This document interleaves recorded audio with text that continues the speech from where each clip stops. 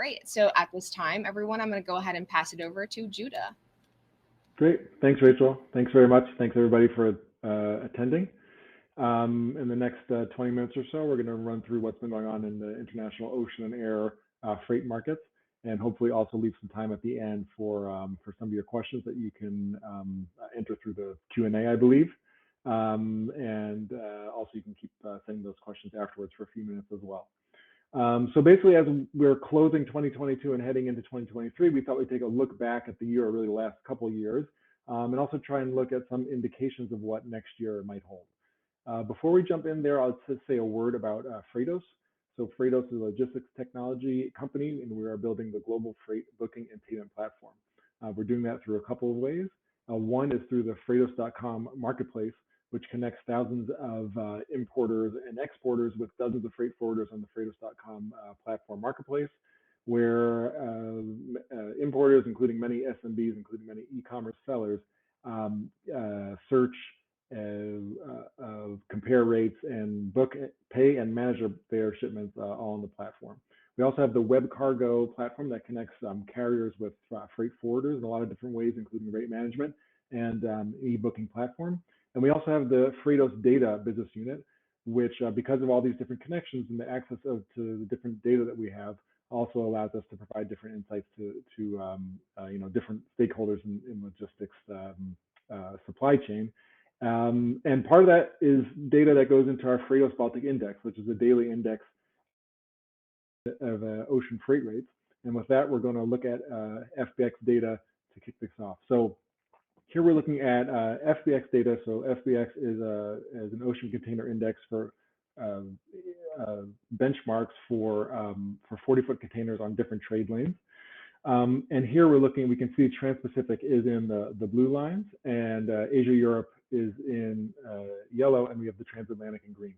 And so if we talk about from the kind of very early on in the pandemic, as I think we all know very well, there was a big shift in spending from services to goods. So this big increase in spending on goods also sharply increased the demand for ocean freight. And that started to push rates up in about mid-2020. And this got to an extreme high during last year's peak season. And this was not only because of continuing kind of peak levels of demand, but also because of the very severe port congestion that happened as a result. And I think we're probably also quite familiar with the images of 100 or more ships waiting off the coast of container ships waiting off the coast of Southern California for a berth to open up. And that, constrains capacity when those ships are waiting there instead of being in circulation, which just reduces supply as demand was continuing to go up. And that pushed rates to record highs about a year ago. So we had rates go from about, the typical was about $1,500 per container from China to the US West Coast up to more than $20,000 per container. At the start of this year, we had rates level off. So we had some kind of more typical seasonality of once we got past peak season, once all those holiday goods were supposed to come in, we had rates come down a bit, but they stayed extremely elevated until about May of this year. And then they started falling sharply, and they've really continued falling since then. So, as we see that rates have continued to fall really since May, this is all the more kind of remarkable because these are the months that are typically peak season months. And typically during peak season, we have an increase in demand and therefore an increase in rates. But we can see that rates have just continued to fall throughout. So we can see that West Coast rates now, or the latest daily rates from Asia to the US West Coast, is down to about $1,400 per container, which is about even, maybe 5-6% higher than it was in November of 2019.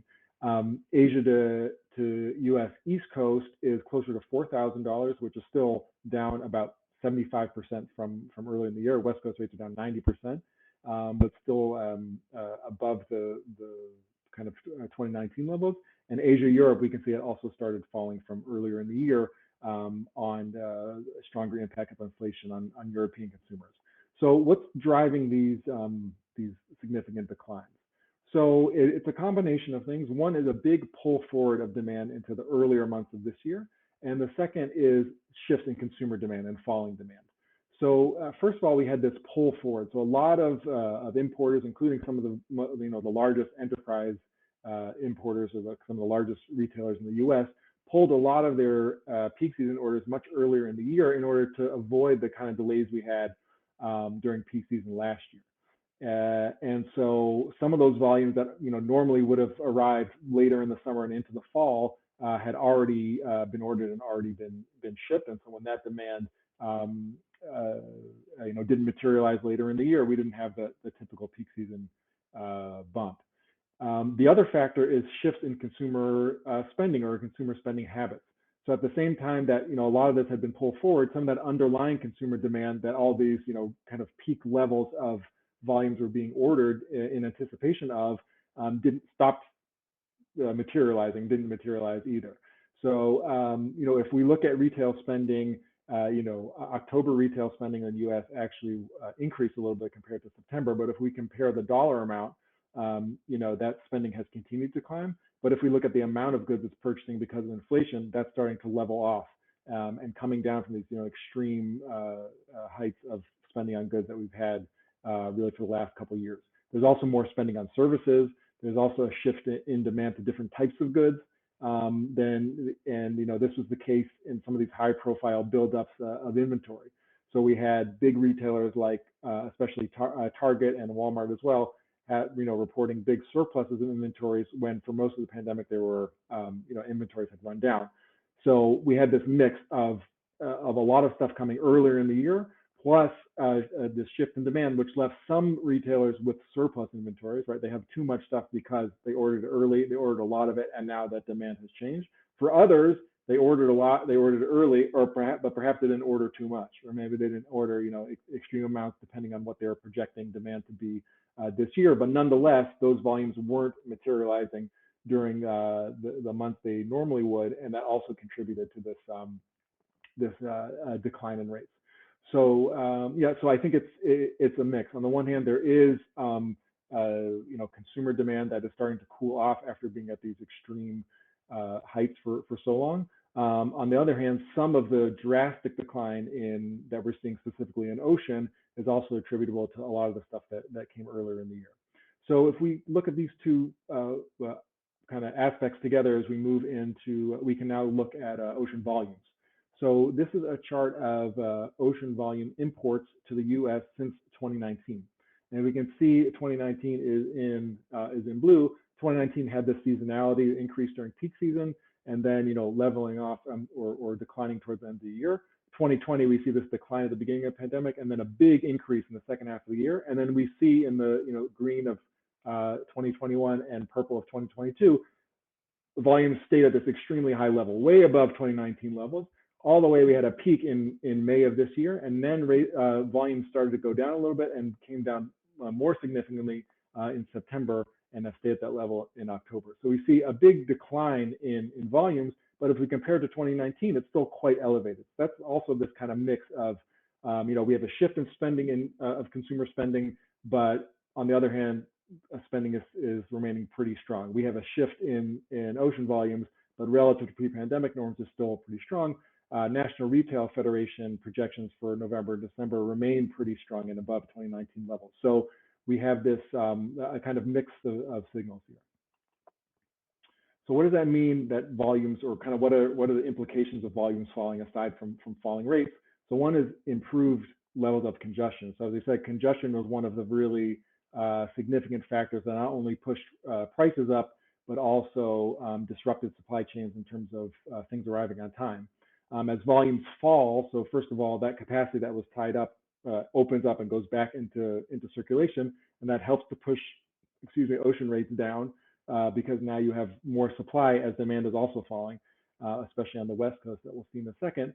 But it also means that transit times improve. So here we're looking at transit time data from shipments on Freightos.com from China to the U.S., and we see that we had this peak of delays that made the transit time very long at the beginning of the year, and that's continued to decline throughout the year. Now it's down about, I think it's 50%.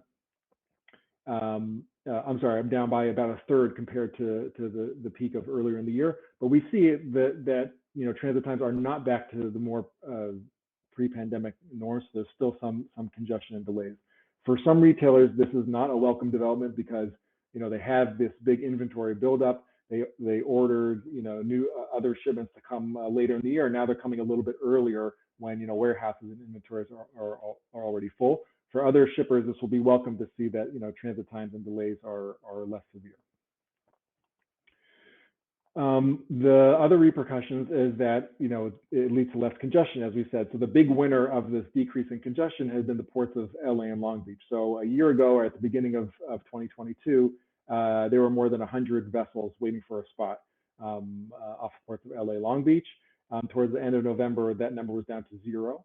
But part of that improvement is coming due to a shift towards the East Coast. So it's not just that overall demand is falling. Demand or volumes are falling more significantly to the West Coast than to the East Coast. And that is due to, first of all, shippers not wanting to be caught in the kind of congestion they experienced last year, but probably more significantly due to an ongoing labor dispute on the West Coast. So the ports and the port labor are in an ongoing contract negotiations, and the possibility of a strike has been kind of looming since July, and that's pushed a lot of shippers to choose East Coast destinations. So that's meant that prices are falling faster and congestion is improving more quickly to the West Coast than on the East Coast. And if we look at that in terms of the congestion, as we said, the West Coast has about 0 ships. Let's see where it was. Savannah, Georgia last week had 28 vessels waiting. So it's not insignificant. It's improving, but some of that congestion has shifted because of this shift in preference of coast. And this has also had an impact on rates. So because there's less demand to the West Coast than there typically was and a shift to the East Coast, as we said, West Coast rates are about back to 2019 levels, down 90% since a year ago or even since May. Whereas the East Coast rates have fallen 77% since a year ago, which is significant, but they're still about 50% higher than in 2019 due to this shift in volumes, shift in demand, and also some of this shift in congestion. One last interesting thing on the rate side, and then I'll get to air because I know we're running a little bit short on time. If we look at this green line, this is the transatlantic. And we can see that the transatlantic rates, didn't get to these heights that we saw for the Trans-Pacific, but they increased significantly and they've stayed quite elevated. And part of the reason there is kind of a different shift in, a different mix of trade. So the different types of goods traded between Europe and the U.S. compared to the Trans-Pacific. There's stronger demand for those goods. We haven't really seen volumes falling yet, but that's keeping rates higher. And we can see that now rates to the transatlantic are more expensive than they are in the Trans-Pacific, which is not typically the case. If we shift to air cargo, this is the latest data from IATA, which is an air cargo organization and data provider. And we can see that volumes on most lanes have been declining since March of this year. So we had a similar phenomenon, not to the same extent as ocean. The total industry overall had a 10% year-on-year decrease in volumes in September, which is the latest data. And this is already 3% lower than September 2019. And it looks like volumes are also falling in October and November. So typically, air cargo peak season starts in about October and runs through the middle of December. And we really haven't seen air cargo increases in terms of volumes or in terms of prices. And I think this is due to those same macroeconomic forces that we talk about when we're talking about ocean. Another factor in air, or one of the reasons that air cargo was in such high demand and pushed rates up last year so significantly, was a shift from ocean to air. So because ocean was so delayed, a lot of shippers who had to kind of prioritize some shipments opted for air, which is of course more expensive.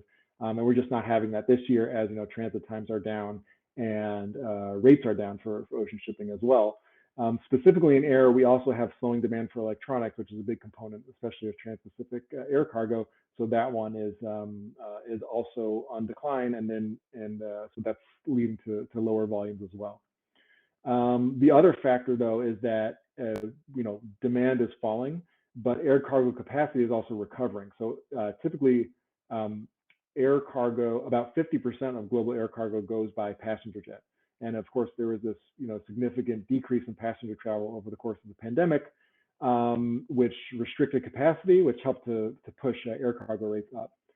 But now we're having a rebound in air travel. In September was about 74% of the level of 2019. So as that capacity recovers, it's also having an impact on rates. So quickly, if we look at, these are rates from Freightos.com for trans-Pacific air cargo. We see a big increase in last year's peak season, right, which was later in the year for air than for ocean.